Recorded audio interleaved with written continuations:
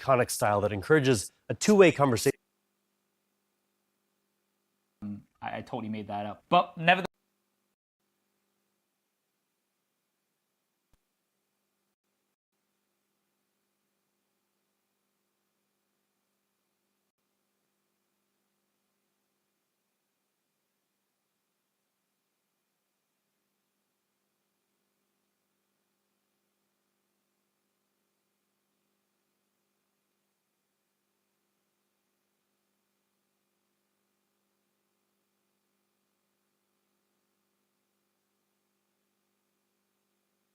pretty much fit through the letterbox. And that's because you had a separate little box which had the power brick.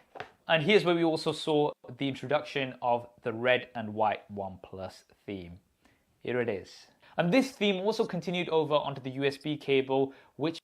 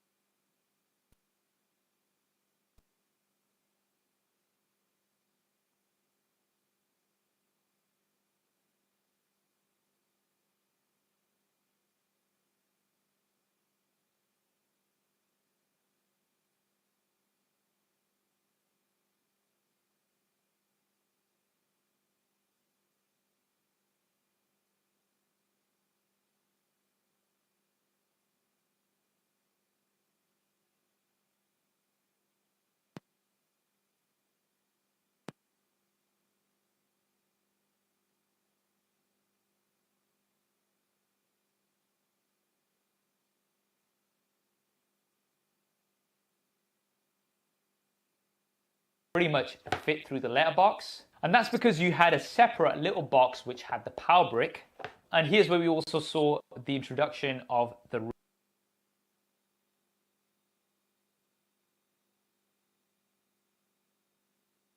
we still see to this day.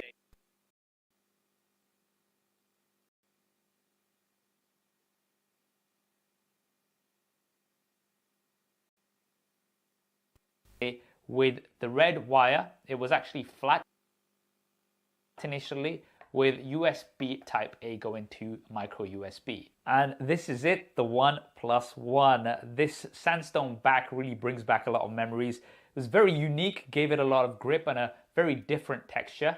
On the display, a 5.5-inch Full HD LCD display, which was really good for this price. And for software, we had CyanogenMod. Now, for those of you guys who don't remember CyanogenMod, it was an open source OS that was built on top of Android, and it allowed lots of little customizations which people actually wanted, something that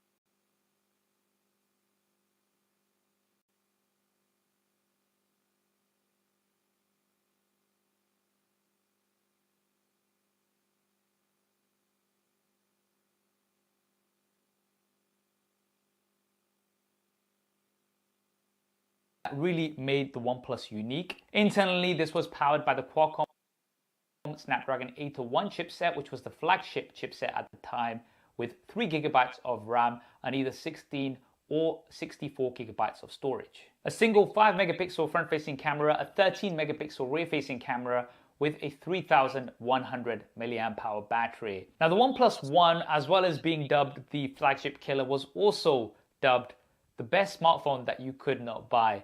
And that was because it was only available on an invite-only basis. And in my opinion, this was absolute marketing genius from OnePlus, a new player in the market that nobody's really heard of. How do you get people talking about it? Well, if you make it exclusive and something that you can only get with an invite, invites were given out as giveaways. And if you did manage to buy one, you would get a couple of invites to share with friends. And this really got a lot of people talking about the OnePlus One, but it also made it very difficult to get a hold of. My OnePlus One, I actually had to get it shipped in from China, and that had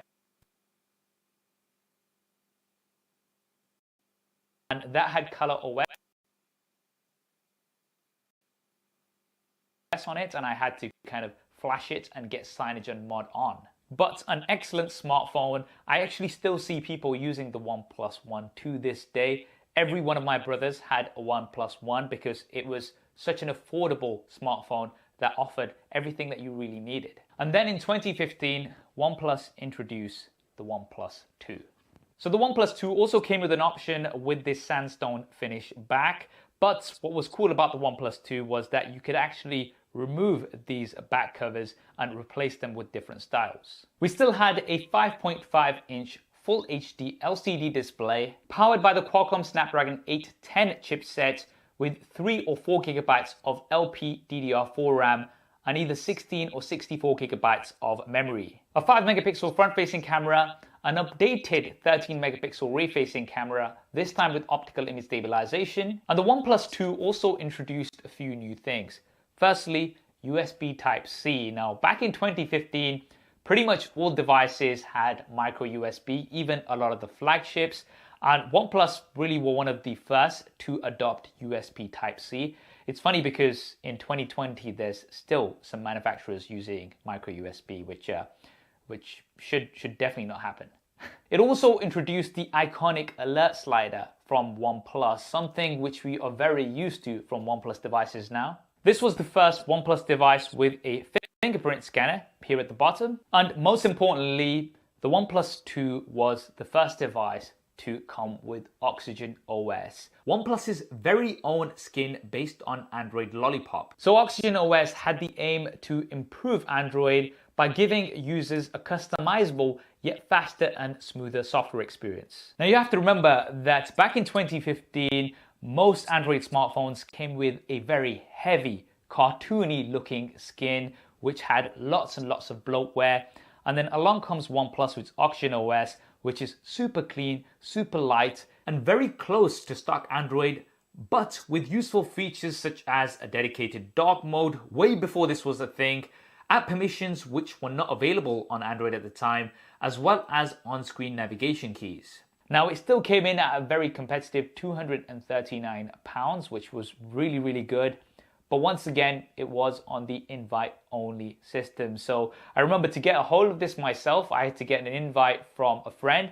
And then on my video that I uploaded with this, literally every other comment was, Saf, do you have an invite that you can give me? It was in such high demand, but it was still on that invite-only system, which eventually did go. Now next is a OnePlus device that not everybody will know about because it was just one of its kind. This is the OnePlus X, which came a little bit after the OnePlus 2. Now this was an even more affordable OnePlus device starting at just £199. Still very premium with a metal frame and a glass back, and an overall smaller form factor with a 5-inch LCD Full HD display, and a lot of the specs that we had on the OnePlus One. So the Qualcomm Snapdragon 801 with 3 gigabytes of RAM, 16 gigabytes of storage, a micro USB port, an 8 megapixel front-facing camera, a 13 megapixel rear-facing camera, and like the OnePlus 2, it came with Oxygen OS out of the box. Now, this was just one of its kind. It was only available in 2015, and then after it was discontinued, we didn't have a OnePlus X1 or X2 or anything like that. And then we move on to 2016 with the OnePlus 3.